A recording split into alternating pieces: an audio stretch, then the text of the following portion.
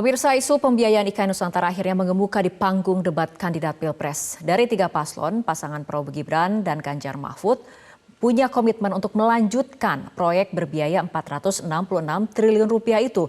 Lalu bagaimana jurus mereka mempercepat pembiayaan IKN agar tidak menjadi beban untuk mereka ke depan? Telah bersama kami jubir tim pemenangan Ganjar Mahfud MD Ahmad Baidowi, jubir tim kampanye nasional Prabowo Gibran Irwan Feco, dan analis ekonomi dari Indef Esther Sri Astuti. Selamat malam Pak Baidowi, selamat malam Pak Irwan, dan selamat malam Mbak Esther. Selamat malam. Oke, pertanyaan pertama akan saya tujukan untuk Pak Baidowi terlebih dahulu. Pak Baidowi, ada debat yang tidak tuntas antara Gibran dengan Prof. Mahfud MD. Saat itu Gibran meminta Prof. Mahfud untuk mengecek Google soal banyaknya investor yang sudah masuk ke IKN. Sebetulnya, apakah Prof. Mahfud betul-betul tidak tahu ada investor yang sudah masuk ke IKN? Ya, pertama Pak Mahfud bukan menteri yang membidangi bidang investasi. Yang kedua, jawaban silakan cek di Google, saya kira itu jawaban bukan sekelas cawapres. Yang berikutnya, terkait investasi di IKN hari ini memang kenyataannya belum ada. Kalaupun ada kan baru sebatas komitmen, letter of intent bahwa ada komitmen untuk melakukan investasi. Tapi itu sudah bagus, baru berupa komitmen. Tetapi ini jauh dari target yang diinginkan, sehingga apa yang terjadi, undang-undang IKN pun harus dievaluasi, harus direvisi sebelum IKN itu berdiri. Undang-undang IKN kita tahu kemarin sudah disahkan, karena belum ada investor yang tertarik, kemudian direvisi kembali, memberikan kelonggaran terutama terkait dengan pengaturan mengenai hak guna lahan negara untuk ditawarkan kepada investor, dan juga kemudahan-kemudahan yang diberikan kepada investor untuk turut serta membangun, meramaikan IKN. Nah, hari ini yang sedang dibangun di IKN itu adalah kawasan inti pusat pemerintahan. Yang mana kita tahu semuanya itu berasal dari APBN, tidak ada dari dana yang lain, karena itu fokus pembangunan pertama. Selanjutnya ada tahap-tahap berikutnya. Nah, apakah komitmen kami untuk melanjutkan IKN? Ya tetap, karena itu sudah menjadi keputusan politik hukum. Soal kemudian sampai hari ini belum ada investor yang tertarik misalkan, ya kita evaluasi bersama ke depan caranya seperti apa. Supaya apa? Supaya IKN yang kita gadang-gadangkan dalam 20 sampai 30 tahun yang akan datang itu bisa berkembang seperti layaknya kota-kota baru di dunia yang melakukan pemindahan ibu kota. Baik Pak Baidowi. Kita ke Pak Irwan, tanggapannya. Ya, gimana? Halo? Ya, Pak Irwan silakan menanggapi pernyataan tadi yang telah disebutkan oleh Pak Baidowi. Ya, sebenarnya apa yang disampaikan oleh Mas Gibran itu semua fakta ya. Bahwa memang selain penggunaan APBN, saat ini juga pemerintah terkait IKN juga mulai fokus bagaimana mengoptimalkan pembangunan IKN melalui investasi swasta. Nah, saat ini yang berprogres di IKN adalah investasi oleh swasta nasional. Tadi sudah disampaikan juga oleh Mas Baidowi. Sebenarnya kalau bicara komitmen realisasi investasi ya untuk swasta itu sudah 43 triliun yang masuk ke sana. Kemudian progres pembangunan fisik dari investasi swasta itu sudah 23 triliun. Udah 2 kali groundbreaking di sana. Makanya ini kan yang bicara belum ada investasi swasta di IKN ini kan orang yang belum pernah datang ke IKN melihat kondisi di sana, ya. Jadi seperti orang buta bicara sesuatu gitu. Tetapi kalau mereka pernah meninjau IKN dan mengikuti progresnya sekarang ini, Pak Jokowi mungkin minggu depan akan melanjutkan groundbreaking yang ketiga untuk investasi swasta. Itu bisa nilainya mencapai 43 triliun sesuai dengan realisasi komitmen. Sambil menunggu ada 330 itu letter of intention yang bicara ketertarikan investasi di sana. Saya pikir semangat ini sebenarnya yang harus terus ditumbuhkan gitu loh. Bukan justru bicara menolak sesuatu yang sebenarnya sudah disepakati bersama di DPR gitu oleh secara politik. Oke, baik. Nah, Pak Baidowi, artinya tadi Mas Irwan, Pak Irwan juga kemudian mengatakan bahwa hanya orang yang tidak tahu kalau misal tidak pernah ke sana ke IKN, yang tidak tahu kalau investasi sudah ada, terutama dari investor swasta nasional, seperti itu, Pak Baidowi.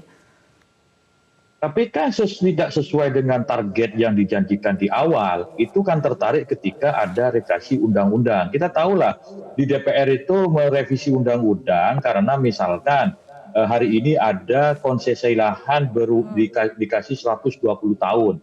Sehingga itu yang membuat ada laju percepatan investasi yang masuk ke IKN. Kalau sebelumnya kan belum ada gitu. Tidak sesuai dengan target awal. Maka apa yang disampaikan oleh Pak Mahfud tadi itu lebih fokus kepada apa yang sedang dibangun di IKN. Ya kalau jawabannya cek Google ya nggak usah calon wakil presiden gitu. Teman saya di kampung juga ngomong gitu aja. Tetapi kan tidak sesuai. Dan yang diatur di undang-undang, skema terkait dengan pembiayaan IKN sumbernya ada 3. Pertama, bersumber dari APBN. Yang kedua, pemanfaatan barang milik negara. Dan yang ketiga adalah investasi swasta. Total pembiayaan IKN dari APBN itu hanya maksimal 20%. Nah, 80%-nya kalau dikatakan 2024 itu nanti memulai pemindahan IKN, itu masih jauh panggang dari api. Soal kemudian saat ini ada investasi yang masuk, bisa dicek. Karena memang ada kemudahan perbaikan dari regulasi yang dibikin dalam revisi Undang-Undang IKN. Oke, baik Pak Baidowi, kita akan bahas masih mengenai investasi, tapi saya ingin mendengar kemudian pandangan dari Mbak Esther terlebih dahulu. Mbak Esther, apa yang terjadi dengan psikolog investor sendiri? Apakah memang investor ini sedang wait and see, terutama sedang ada pilpres nih di Indonesia? Ya Mbak, terima kasih pertanyaan yang sangat menarik ya. Ya, menurut saya pasti investor juga mempertimbangkan kondisi pilpres ya, artinya wait and see.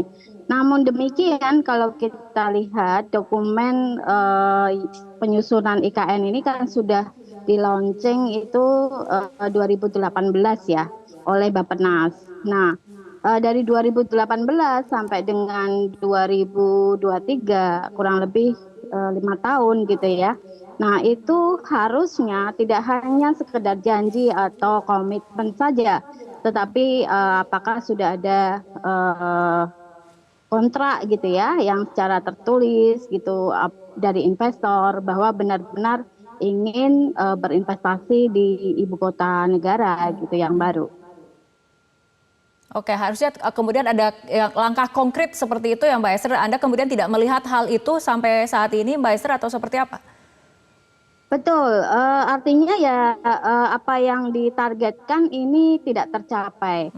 Jadi saya melihat dari APBN kan 20% ya maksimal.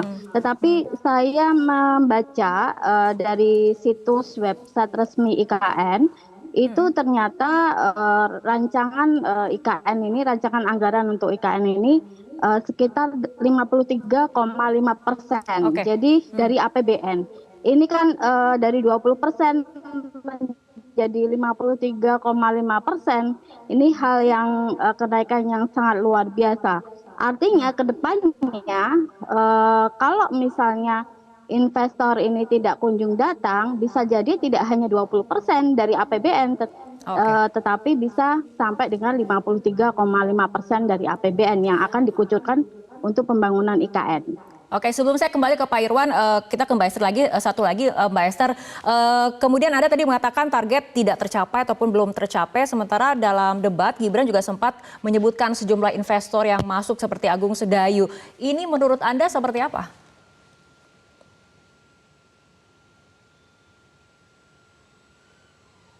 Ya, kalau Agung Sedayu kan hanya investor domestik ya. Nah, kita harapkan beberapa dari luar negeri gitu ya, dari asing yang duitnya itu pasti lebih banyak gitu ya. Karena kebutuhan untuk membangun IKN itu 20% dari APBN itu kan baru 20%. 80%-nya kan Mbak bisa bayangkan gitu kan. Oke. 20% saja 466 triliun, apalagi 80%-nya disanggah oleh sektor swasta ya, BUMN dan seterusnya. Oke, baik, kita ke Pak Irwan. Pak Irwan, sebetulnya terobosan apa yang akan dilakukan untuk mempercepat pembiayaan IKN di luar skema dari APBN? Tahan dulu jawaban dari Pak Irwan, kita akan ikuti jeda berikut terlebih dahulu. Jelajahi cara baru mendapatkan informasi. Download Metro TV Extend sekarang.